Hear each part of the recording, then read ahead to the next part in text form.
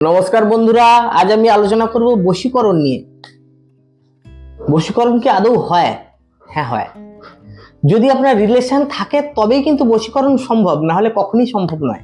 আপনারা কিন্তু নারী পুরুষ ভেদাভেদ স্থলেই বশীকরণটাকে প্রয়োগ করবেন, নতুবা করবেন না। এগুলো যত কম করা যায় ততই কিন্তু ভালো।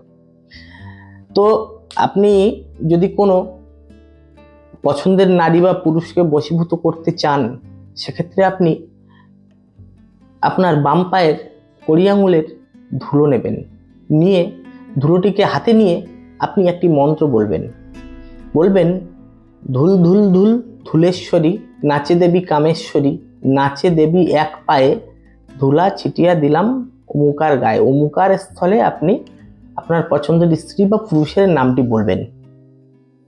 এটি আপনি করে ধুলোটা পরিয়ে নেয়ার পর আপনি তার মাথায় বা গায়ে কোথাও একটা ছিটিয়ে দিন।